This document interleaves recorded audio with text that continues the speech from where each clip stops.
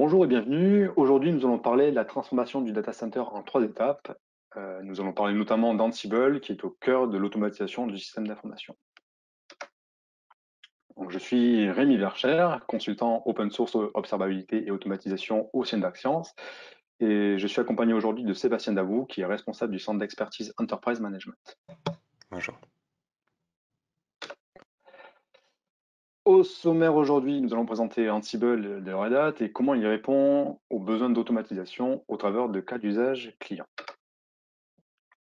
Axians, aujourd'hui, notre métier, ça va être vraiment de transformer votre data center en cloud privé en proposant une infrastructure unifiée massivement virtualisée. Donc, on va vraiment décliner toute la partie virtualisation, que ce soit le réseau, le stockage, les conteneurs. Tout ça pour fournir un software design data center. Le tout supervisé avec des solutions, notamment la suite ICE, dont solution libre, dont Axians est le premier sponsor.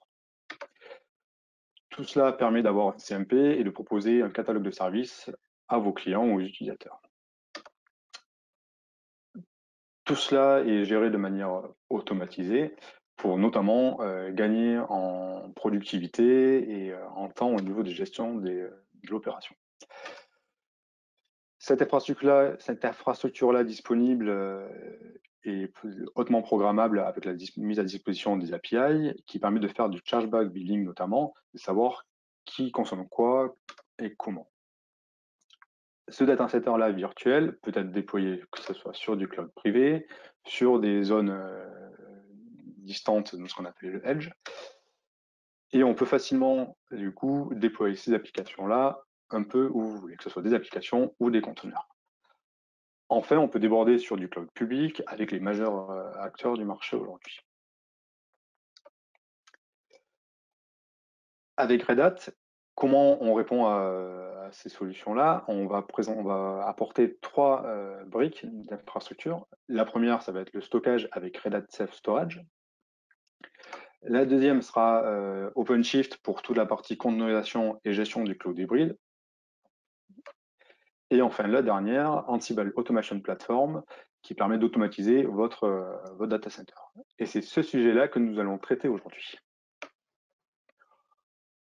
Nous allons traiter de divers cas d'usage d'automatisation que les clients rencontrent aujourd'hui.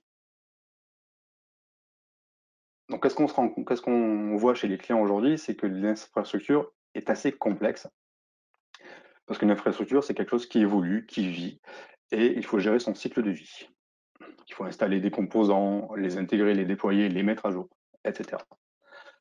Ces systèmes sont hétérogènes. Nous avons des serveurs Linux, Windows, des conteneurs. On a du stockage, du réseau, de la sécurité. On travaille sur du cloud public et du cloud privé, etc. On demande aussi d'être agile, c'est-à-dire qu'il faut vraiment suivre les métiers au plus près. Pour cela, on demande beaucoup d'orchestration. On demande de l'intégration continue et notamment du déploiement continu pour être aligné avec les métiers, sans bien sûr oublier la partie conformité pour être sûr que tout ce qui est déployé correspond à ce qui est demandé. On va faire un focus un peu plus détaillé sur le cycle de vie d'un élément d'infrastructure. Aujourd'hui, quand vous récupérez un équipement d'infrastructure au sein de votre SI, il y a plusieurs choses à faire. Première chose assez simple, ça va être la configuration de base.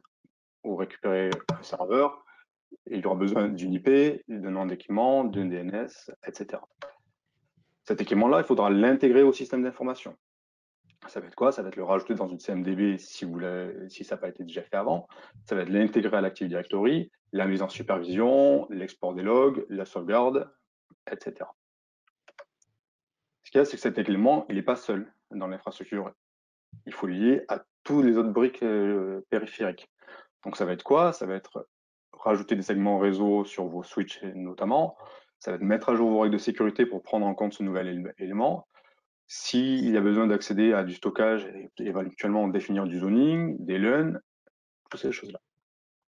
Une fois que votre brique est disponible, en fait, elle va pouvoir être support de vos applications. Donc là-dessus également, on va gérer du CI/CD, on va devoir faire de la mise à l'échelle si besoin, on pourra déborder sur du cloud. Enfin, votre équipement, votre équipement d'infrastructure, il fait sa vie, il y aura une mise à jour éventuelle. Donc ça peut être du décommissionnement de la machine, lui donner un nouveau rôle, une deuxième vie. Là-dessus, Ansible est capable de répondre à tous ces éléments du cycle de vie.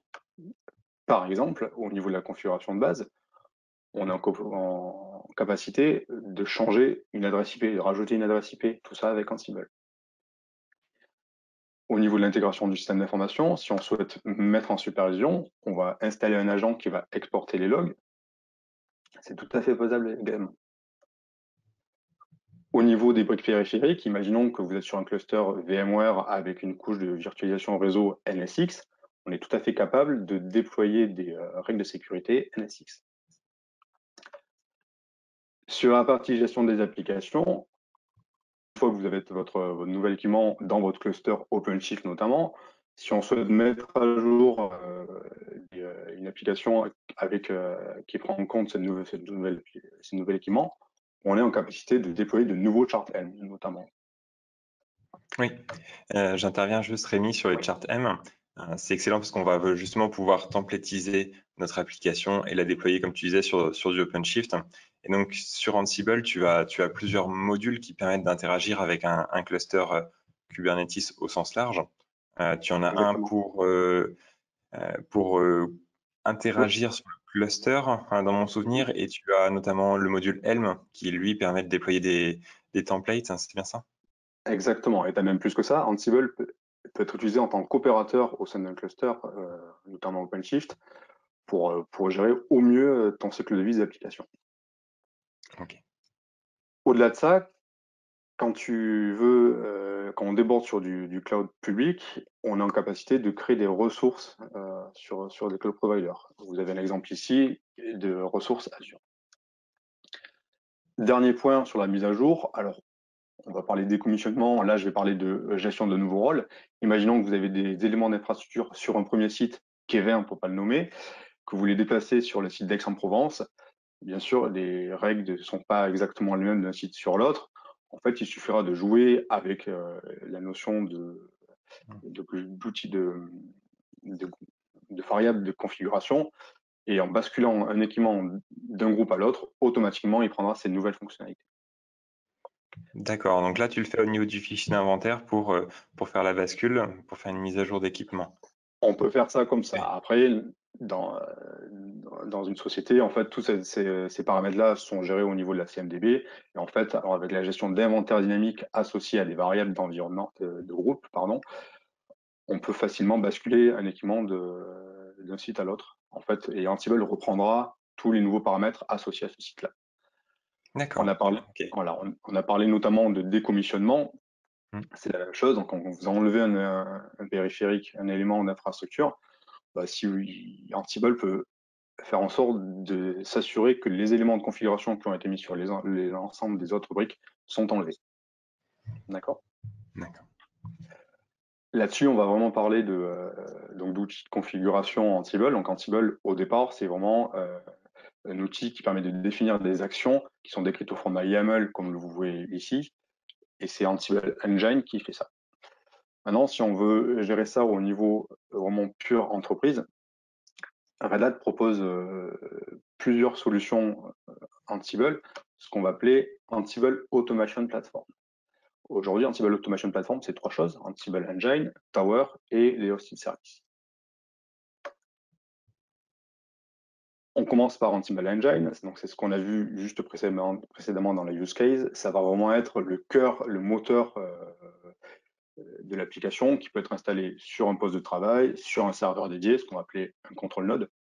Et on va s'appuyer, comme on le disait juste avant, de votre inventaire dynamique ou statique pour aller déployer tous les éléments de configuration définis, que ce soit sur les serveurs, sur des applications, sur des équipements en réseau, etc. Pour aller un peu plus loin au niveau de l'entreprise, il existe Ansible Tower, en fait, qui rajoute vraiment des notions vraiment entreprise à l'outil, qui va être notamment une interface graphique, ce qui est très utile pour les exploitants qui veulent lancer des tâches de configuration, parce qu'il y a certaines tâches qui sont développées et mises en place par des experts. On va parler notamment côté réseau. Voilà, si on veut déployer de nouveaux VLAN, etc., un exploitant n'aura pas forcément la connaissance de comment le faire, mais maintenant il aura tous les outils pour le faire facilement. Ce qu'il y a, c'est que cet exploitant-là n'aura pas forcément les bons droits pour aller gérer d'autres éléments, et Ansible Tower, justement, gère ces accès-là, donc pour éviter que tout le monde ne fasse n'importe quoi. Deux autres points intéressants, ce sont la gestion des workflows et la gestion des templates. Les workflows, ça permet en fait de chaîner vos actions, et donc enchaîner une deuxième action si la première soit a été OK, soit a échoué. On peut faire aussi de l'approbation, dans le sens où on attend la validation d'une personne, de plusieurs, sur une action de configuration. On a aussi une notion de job template qui permet d'associer votre code Ansible avec des valeurs d'environnement particulières. Notamment, ça va être voilà, un environnement dev, prod, des mots de passe particuliers, des clés particulières, etc. Bien sûr, on a d'autres modules qui sont vraiment liés à l'entreprise, que ce soit le logging, l'intégration avec d'autres outils, la mise à l'échelle. Et un dernier point, mais pas des moindres, qui est toute la partie API et Webhook, qui, quand vous êtes dans une démarche DevOps, et notamment, on va parler de l'infrastructure as code et tout ce qui est GitOps notamment, votre code YAML Ansible, vous pouvez l'héberger sur une instance GitLab. Et avec du GitLab CI, faciliter le déploiement de votre infrastructure en appelant l'API d'Ansible Tower. Au-dessus viennent les solutions Ansible Hosted Service qui sont définies avec 3 outils différents. La première, ça sera l'Automation Analytics. Automation Analytics, en fait, on va récupérer toutes les informations d'Ansible Tower pour en sortir des métriques, des tableaux de bord statistiques. On a notamment l'état de santé de vos clusters Tower. Un point assez sympa, on est capable de faire du calcul de coûts et notamment des économies. Comment on fait ça? C'est simple, vous dites OK, vous avez votre serveur, déployer un serveur, tâche manuelle, ça vous prend 2 heures. Vous l'avez automatisé, ça vous prend plus que 10 minutes. Donc finalement, vous avez gagné 1h50 de votre temps. Ramener au coût horaire, c'est assez facile de faire le ratio et dire OK, j'ai déployé cette semaine 10 serveurs, 20 serveurs, 100 serveurs, j'ai gagné tant d'heures et donc derrière, j'ai gagné tant d'argent. Ou du moins, j'ai économisé tant d'argent. L'autre point, ça va être l'automation de service catalogue. Donc là, on est vraiment sur la partie catalogue de services, où à partir de tout ce qui a été défini dans Tower, notamment les templates, en fait, ces templates-là vont être exposés au niveau d'un portail web, et ça va permettre aux clients, aux développeurs, aux chefs de projet, de facilement, et eux-mêmes, de pouvoir déployer de nouvelles instances de tout ce qui a été défini sur votre instance Tower. Et le dernier point sur lequel Axians on aime beaucoup travailler, ça va être la partie Automation Hub. En fait, on a vu au départ que Ansible, on utilise des modules pour faire des actions. Ce qu'il y a, c'est que ces modules-là, on va pouvoir piloter des serveurs Linux, Windows, des conteneurs, des baies de stockage de différentes marques, des switches, des équipements réseau de différentes marques également. Mais comment on valide que ça va bien marcher avec l'équipement? Est-ce qu'il y a du support là-dessus? Ansible Automation Hub répond à cette problématique-là. En fait, chaque des fournisseurs, des éditeurs, vont fournir des collections Ansible en partenariat avec Red Hat, et Red Hat et le partenaire valident cette fonctionnalité-là et apportent du support là-dessus.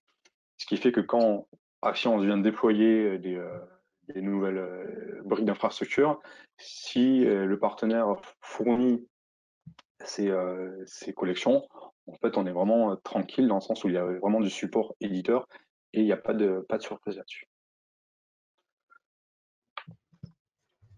D'accord, donc ça se gère par des collections, c'est ça? Les éditeurs fournissent des... Tu parlais de collections, on est plus habitué à entendre des termes de rôle et de playbook quand on parle d'Ansible. Exactement. Voilà, donc depuis les dernières versions d'Ansible, je crois la 2.9, si je ne dis pas de bêtises, la gestion de collection, c'est un nouveau terme qui est apparu. En fait, c'est un moyen simple de packager tout ce qui est autour d'Ansible. Ça va être les modules, les plugins, les rôles, les playbooks. Et en fait, voilà, c'est un moyen de packager toutes les actions autour d'une techno particulière. D'accord. Okay. Voilà. Pour résumer, Ansible Automation Platform, c'est quoi? C'est d'abord Ansible Engine, qui est vraiment la brique de base et le langage universel de l'automatisation. Vous avez ensuite Ansible Tower pour rajouter du contrôle et de gestion opérationnelle au niveau de l'entreprise. Et enfin, Ansible Hosted Service, qui est disponible sur cloud.redhat.com pour avoir toute la partie métrique, dashboard, catalogue de services et surtout l'automation tool. Donc, en parlant de services, justement, nous, Axience, on peut vous accompagner. Il faut savoir qu'Axience, déjà en interne, on utilise Ansible. C'est-à-dire que quand Sébastien ou moi venons déployer des solutions, notamment la suite Eyes chez vous, on le fait avec Ansible. Pour ça, ça nous garantit vraiment d'avoir quelque chose de cohérent sur toutes les installations, que ce soit fait par une personne A, une personne B, le lundi, le vendredi. Voilà, on s'assure que c'est fait de la même manière pour tout le monde. Donc, fort de cette expérience-là, on vous propose donc du conseil et de l'audit, que ce soit en phase en avant-vente ou en phase de démarrage. Donc, si vous n'avez pas démarré de phase d'automatisation, on peut vous accompagner là-dessus. Si vous avez démarré une démarche d'automatisation, on peut venir voir si tout est bon et vous conseiller sur les bonnes pratiques. On fait également du déploiement. Donc, imaginons que vous souhaitez mettre en place une solution Tower. Donc, on peut vous accompagner là-dessus, sur la mise en place, la configuration, la documentation et bien sûr le transfert de compétences. Enfin, on peut venir au niveau service et donc gérer votre exploitation, la supervision et faire du support sur les solutions. Écoutez, j'en ai terminé avec cette présentation d'Ansible. N'hésitez pas à aller voir les 2 autres webinars sur le sujet de la transformation du data center.